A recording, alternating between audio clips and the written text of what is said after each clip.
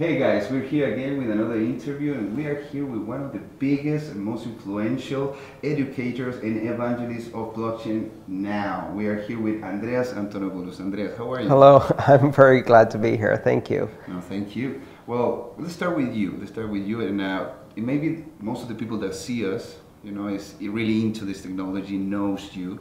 But either way, we have a fan base who also is trying to get into this. So let's get to know you a little bit better. How did you get into this tech, and why is this tech so important? So my background is in computer science. I specialized in data communications, networks, distributed systems back in the early 90s. And one of the areas of focus was distributed systems and security. So I was always interested in cryptography, digital currency, and distributed systems. And so when I read about Bitcoin and understood what it was, it just happened to fit all of my prior experience. So I got really enthusiastic about it, and I decided to focus on it and try to develop some work around it. So that's what I did. And in 2014, I wrote my first book, which was Mastering Bitcoin. It's a technical college-level book for computer scientists and programmers primarily. And since then, I've written a number of other books, including a collection of my talks called The Internet of Money, or in Spanish, Internet del Dinero. There's a copy there, and which explains more why Bitcoin is important. So if people are interested, not just Bitcoin, even more broadly, why open decentralized blockchains are important. And if people are interested in this concept of el Internet del Dinero, right? And people said to me, but don't you mean el dinero del internet? I'm like, yeah, no, like backwards, right? no, I don't mean that. I mean el internet del dinero. Right. This is a platform for money and money-related applications, first and foremost. It's not just money for the internet. It is the internet of money. Yeah. And you have to think of it as an internet, as a platform. Once you think of it less as an investment, less as money, and more as a technology and a platform, a protocol, as we say in computer science, then you understand some of the power this has. Because fundamentally, money has always been a protocol, a language for communicating value. But what we've done is we've built systems where we don't have control over that language, where that control is very centralized. And what Bitcoin represents is the opening of that language to everyone and turning it into a global digital communications platform so that money becomes a core part of the internet and lives on the internet just like video and email and photographs. And so it represents that digitization, but also the opening of money. I think this technology is fundamentally important.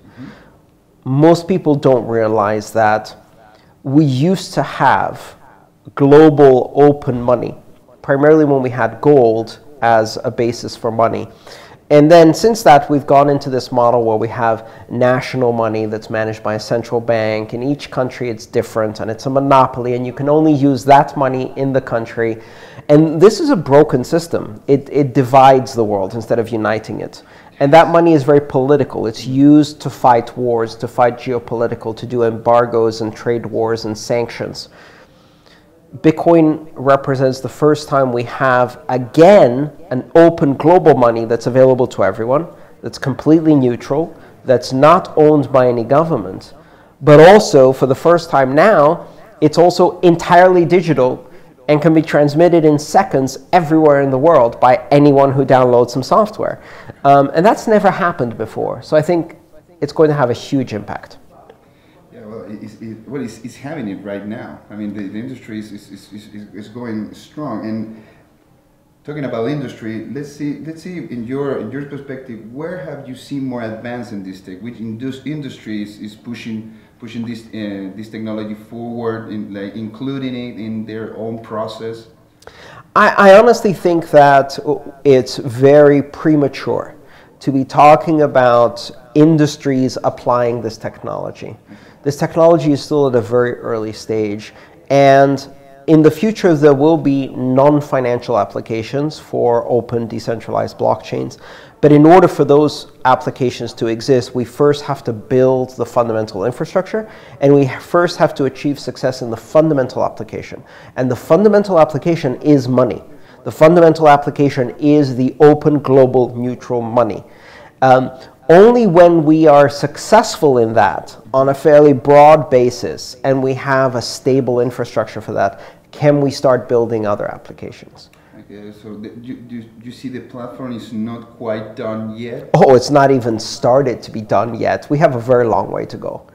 We have something that works today. It's too difficult to use. It's not available easily in most countries. It's not available in most languages. And it's only used by those who either are interested in it because they're in technology, or they're desperate because their own national currency has failed. The experience of Venezuela and Argentina, parts of China, etc. But it's not the kind of thing that the average person is interested in yet. Very much like the only applications for the internet in 1989 or 1990 was to connect university physics professors so they could do experiments. We're at that stage of this. It's still a very specialist thing. We have a long way to go before it can be used by everyone, and only then will we see new applications emerge. I get it. And now that you're talking about Venezuela and Argentina, I yes. want to ask you that because, well, in the interview that you have here in the LABitConf, you talk about that Latin America is a very special place because absolutely. Here this technology can bloom properly. Like yes. It's going to bloom because you can see it, and now even though that the platform is still way long, it's not that way long, but it's going to be it's now in the early stages. Yes. Yes. You see this technology being applied here because of necessity? Yes. Well, it's necessity and it's also experience. Like if I go to an American and I say an alternative currency is needed because a government currency introduces corruption and centralized banking institutions introduce corruption and erode democracy and can be misused, and they're not secure, meaning that they will take your money away. The average American doesn't understand that because the last time they had an experience like that was 1919, right? It's 100 years ago, yeah, right? a long time.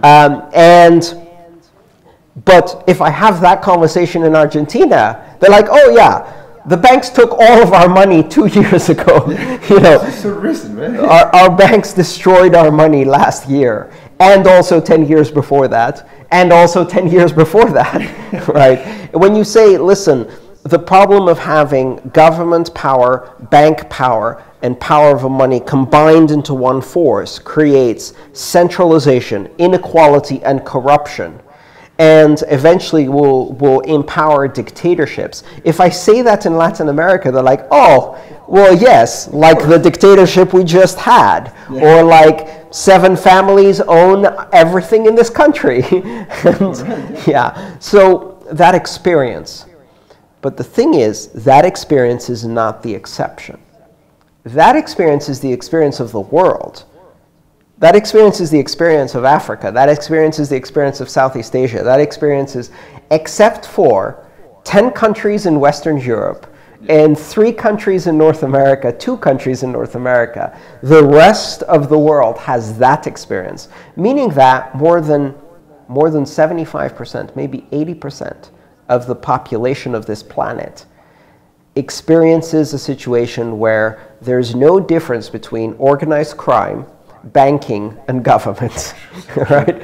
And currency is a political tool that is not something that the average person can use freely, but instead it's a tool that serves to keep the average person controlled, right? And so the promise of a neutral currency in South America is enormous, right? You can't trust that your own currency is going to work always. You can't build a future for your children by only using one currency, the one your government allows. And in many cases, it's illegal to change your currency to another currency. Yeah.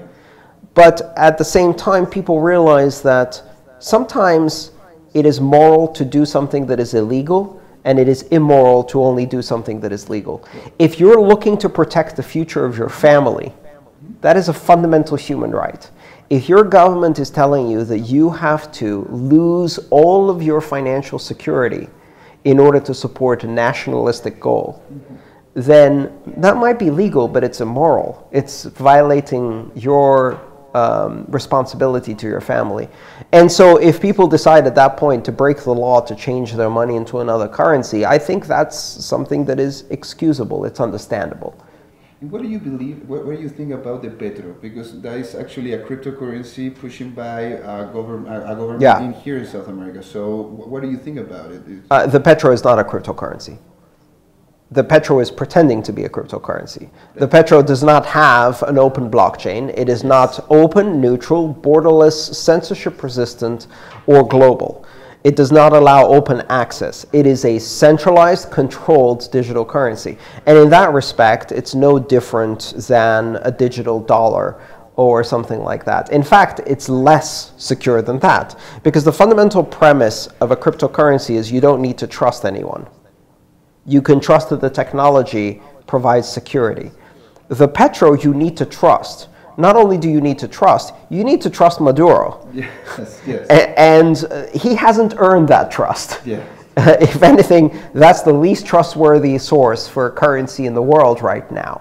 Only second to Robert Mugabe's Zimbabwean dollar. And so the idea that the petro is a cryptocurrency is fake. It's a lie. Great. I mean, I just want you to say it. Absolutely.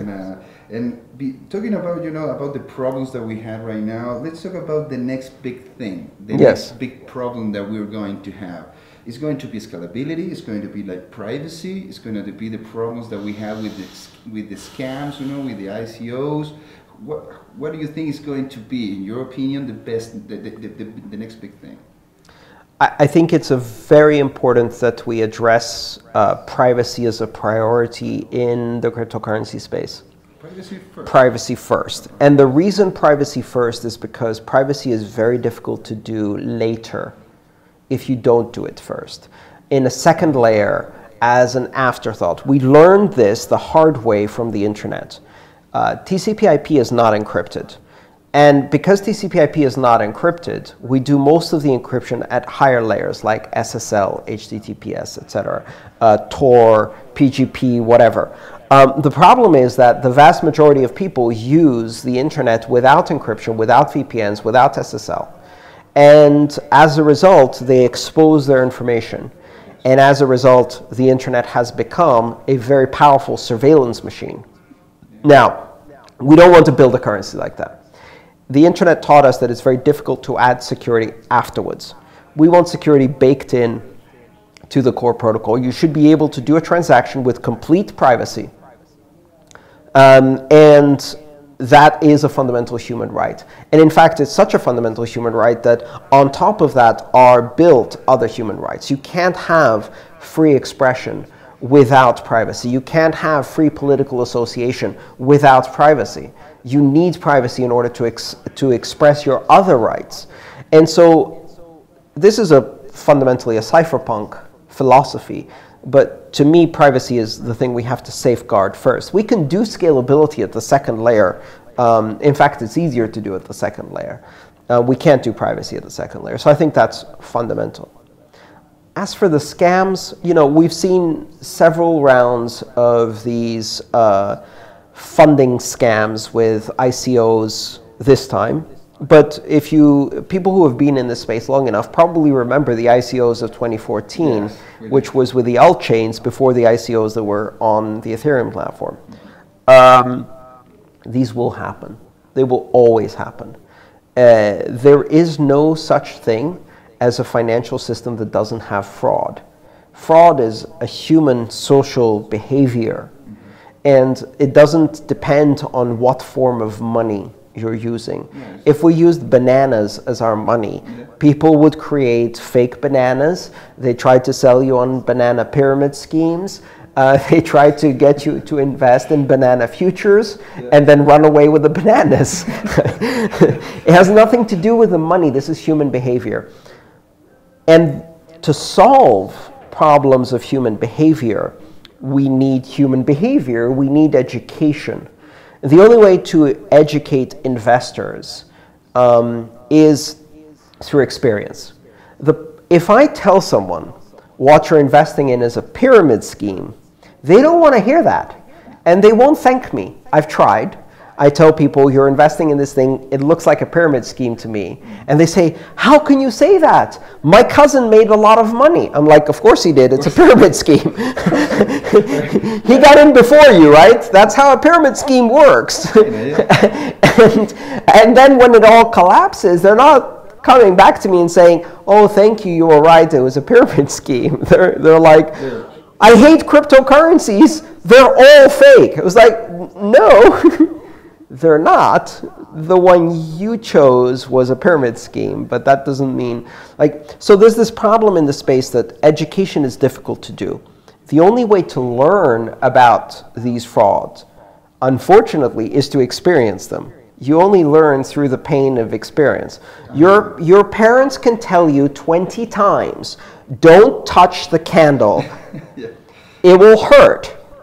And every child will not listen.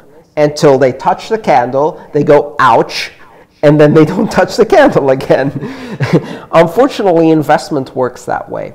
If you lose a bit of money, hopefully just a bit, you gain a bit of experience, and next time you become much more careful and skeptical and risk-averse. Eventually, with enough experience, investors become more sophisticated. People think that the reason we have fewer scams in developed markets like the UK, the United States, Hong Kong, Japan, etc., is because they're better regulated. It's not.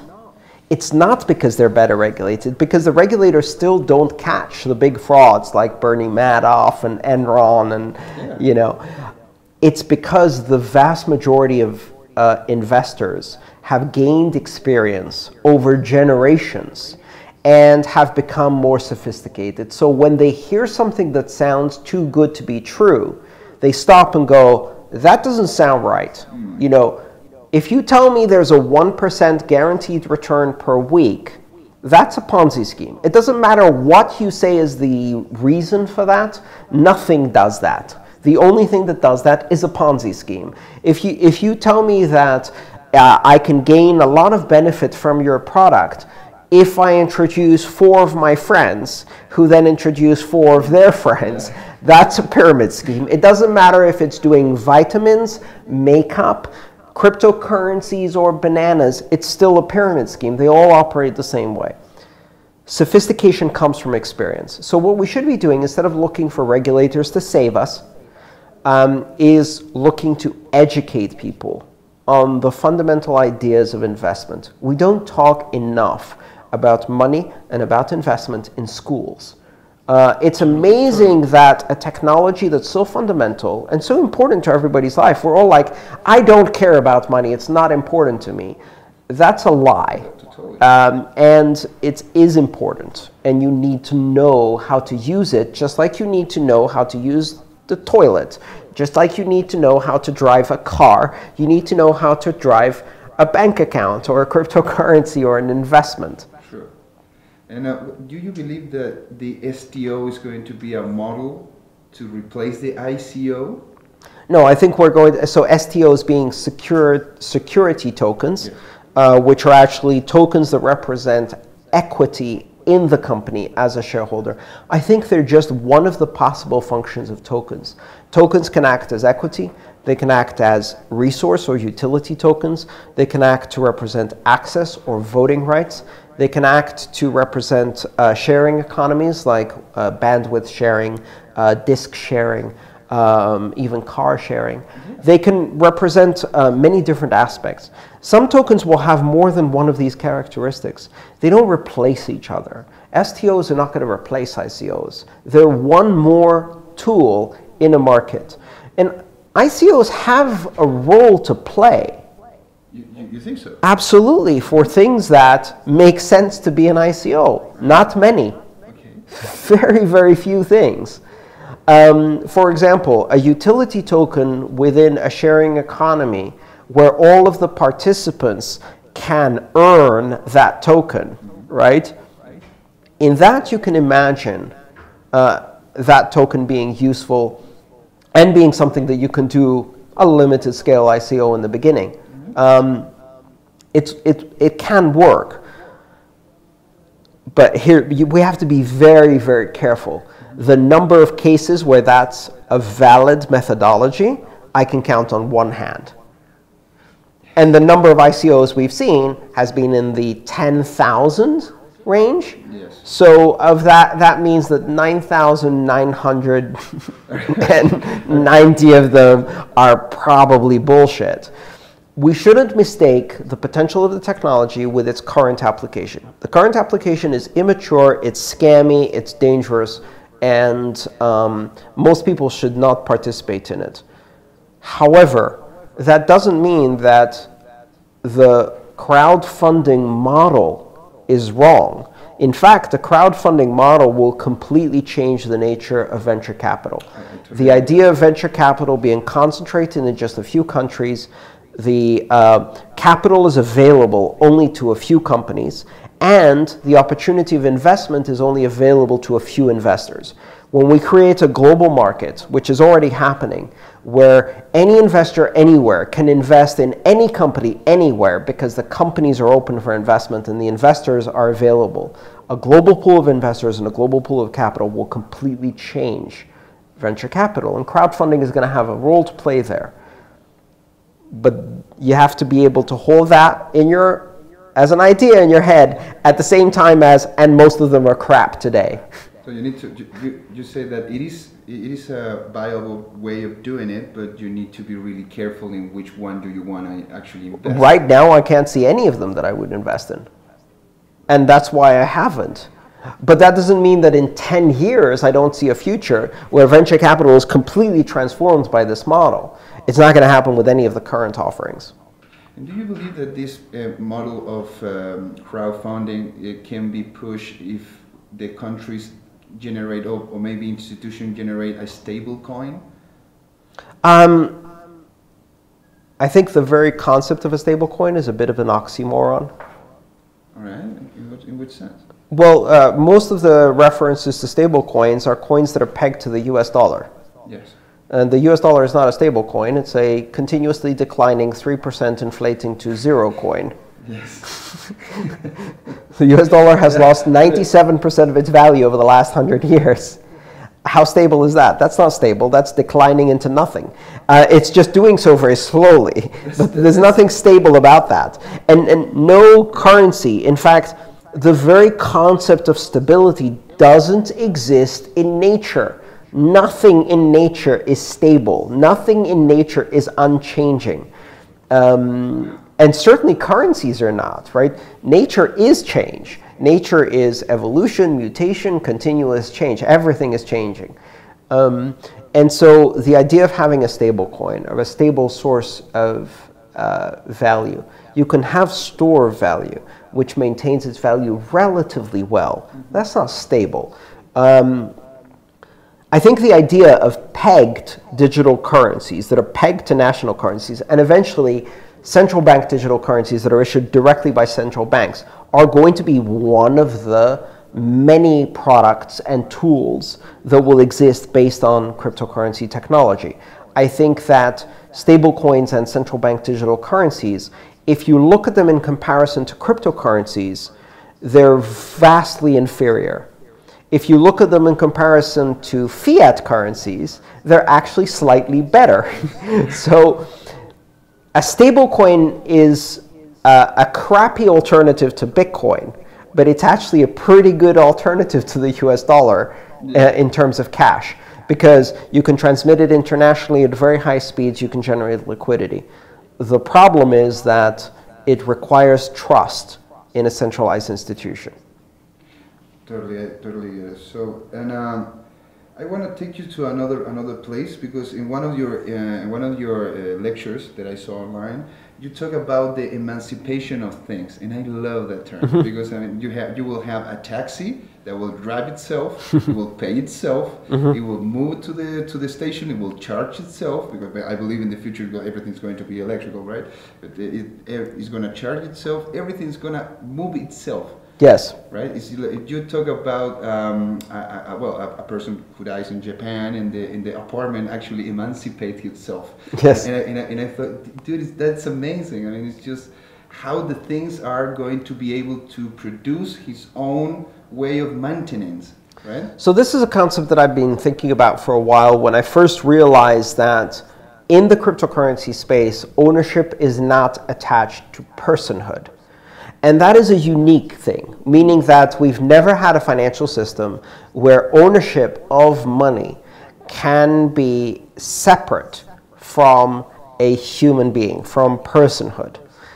In financial systems, you can have corporations that own money, but corporations can only exist as collections of people, and they have a legally defined personhood as representatives of those people. You can't have a corporation that's not owned by anyone, by any person, right? It can be owned by another corporation, which is owned by another corporation, which is owned by people. Anytime you follow ownership, at the end of that, there should be people. It should be person, yeah. Why? And so that real question is, the answer is because we want to assign responsibility, liability, and we assume that governance of entities has to have a human brain behind it. But if we have systems that are governed by software, and those systems can insure themselves against liability, then there's no real absolute requirement to always have a human. So cryptocurrencies are the first system of money where a software agent that is not run by a human, but simply runs autonomously, say on the internet, right, can control money directly. Where an inanimate object, an Internet of Things device, an air conditioner, a fridge, a light bulb, a car, can control money directly. And most people think, well, why would my light bulb need to control money? Your light bulb doesn't need to control money. Yeah. But if you think about a car controlling money, you suddenly start thinking of these possibilities. If you have a car that can drive itself autonomously and it can control money, well, it can pay for its tolls. So it can now drive on a road that has tolls. Well, the human could do that too. Eventually you reach this point, which for me is still very much science fiction. But the whole point of science fiction traditionally has been to introduce us to ideas of what the future might be like so we can socially adapt to it before it arrives. Science fiction has always served the role of giving us a vision of the future truth and allowing us to adapt as a society by imagining the things before they happen so we can be prepared. What happens when a taxi becomes emancipated? And so when I started talking about this and said, okay, you've got an autonomous vehicle that's a taxi, it can drive itself, why not own itself? And people think, well, no one would allow that. There wouldn't be a legal structure that would permit that. Why would anyone want that? And so I tried to think of a way of introducing the topic, and I started thinking about the idea of accidental emancipation, which is the taxi wasn't always autonomous. It was owned by someone. But what if that person dies and nobody notices? What if that person dies without a will and the taxi keeps on working?